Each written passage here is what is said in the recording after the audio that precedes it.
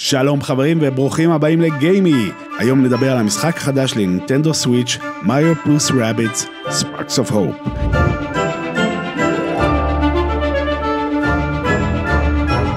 כשנינטנדו הכריזה על מריו פלוס רביטס קינגדום באטל, משחק אסטרטגיה בפיתוחה של יוביסופט שיעשה קרוס אובר בין מריו וחברים לרביטס המטורללים, התגובה הראשונית שלי הייתה אדישות בלשון המעטה. רצה הגורל ובאותה שנה הגשמתי חלום ונכחתי בכנס E3 המיתולוגי, שם התאפשר לי לבדוק את המשחק בעצמי, ומהרגע ששמתי ידיי על השלט והתחלתי לחקור את העולם הצבעוני והמסוגנן, הבנתי שפסלתי את המשחק מוקדם מדי, ושיוביסופט ובמאי המשחק דיוויד סולני התייחסו למותג של נינטנדו בכל האהבה והכבוד הראויים לו. כשהמשחק המלא היה בידיי, גיליתי שמדובר באחד מהמשחקים המיוחדים של הסוויץ'.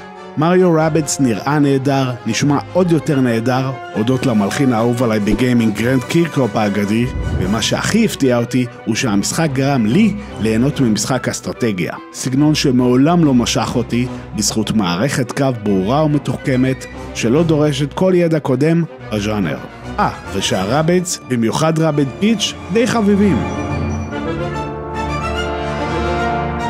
כשמשחק ההמשך Sparks of Hope הוכרז לנינטנדו סוויץ', ידעתי שיש למה לחכות. הגיימפליי העיקרי ב-Sparks of Hope נע בין שני מצבים. חקירת העולמות השונים בהם נאסוף אוצרות, לפתור פאזלים ונאסוף את הספארקס החביבים שהם מעין מוטציה בין הרביטס לכוכבי הלומה ממריו גלקסי, אותם נוכל להבזר על חברי הקבוצה שלנו, מריו, לואיג'י, פיץ', כפילי הרביטס שלהם ועוד כמה דמויות, וכך לפתוח יכולות חדשות בקרבות כמו הוספת אלמנט קרח, אש או מים למכות רגילות, או זימון מטח מטאורים לכיסוח האויבים בסביבה.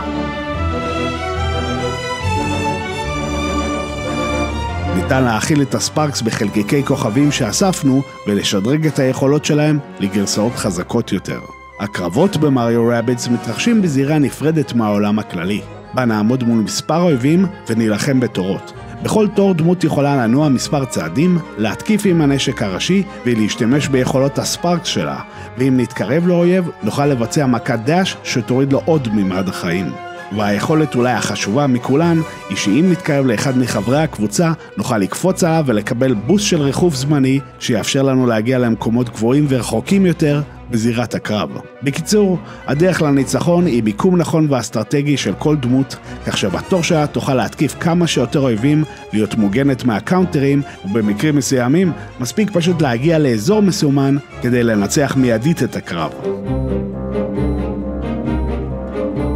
משחק ההמשך משפר מספר דברים על קודמו, כמו תנועה חופשית במקום הצמדות לגריד בזמן חקירה ובקרבות, אפשרויות קסטומיזציה רבות כולל שינוי רמת הקושי, תנועות מיוחדות ועץ קישורים לכל אחד מחברי הצוות שנותנים לכל דמות יכולות ייחודיות בקרבות.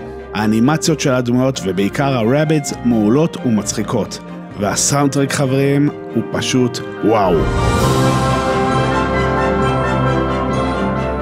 גם הפעם קירקופ מבנג'ו קזוי סיפק מנגינות מעולות, רק שבספארקס אוף הופ הצטרפו עוד שני מלחינים מטורפים, המלחינה מאחורי קינגדום הארטס והמלחין של משחקי אורי. יש מצב טוב שזה פסקול השנה שלי.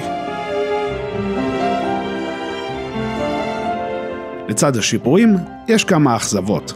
בראש ובראשונה מסכי טעינה קצרים ומציקים שמופיעים לא רק במעבר בין אזורים, אלא בכל פעם שניכנס למפה או לתפריט, ובמשחק עם אלמנטים כבדים של RPG, זו פעולה שנרצה לעשות לא מעט פעמים, והעיכובים הקטנים האלו פוגעים מאוד בזרימת המשחק. כולי תקווה שיוביסופט יסדרו את העניין איכשהו, ובקרוב. בנוסף יש כמה נקודות חולשה מול המשחק הקודם. הבוסים הראשיים הרבה פחות מרשימים וזכירים. והקרבות בכלליות קלים בהפרש מבעבר, ולא דורשים את החשיבה והתכנון שהפכו כל קרב למיני פאזל מאתגר במריו רביטס הראשון. העלאת רמת הקושי תעזור לכם לייצר אתגר מספק. בעתיד אגב מתוכננות מספר הרחבות למשחק, ביניהם פרק נוסף בו ריימן יצטרף כדמות בצוות, וזה לבד גורם לי לחכות בציפייה. בשורה התחתונה, מריו פלוס רביטס Sparks of Hope הוא משחק המשך מענה ביותר לקינגדום באטל המפתיע. אם אתם אוהבים את האסתטיקה של משחקי מריו ופתוחים להרפתקה שמשלבת אסטרטגיה ו-RPG בצורה נגישה, אני ממליץ בחום לשים בצד את כל הספקות ולבדוק את הסדרה. זה אחד מהמשחקים הכי מוצלחים של הסוויץ' שלא פותחו על ידי נינטנדו, אז אתם לא תתחרטו על זה. זה מה שחשבתי על מריו פלוס רבידס Sparks of Hope. אם אהבתם את הסרטון תנו לייק, רשמו לערוץ אם אתם חדשים, בואו לדיסקורד המדהים שלנו, ואנחנו נתראה בקרוב בסרטון הבא של גיימי. ביי חברים!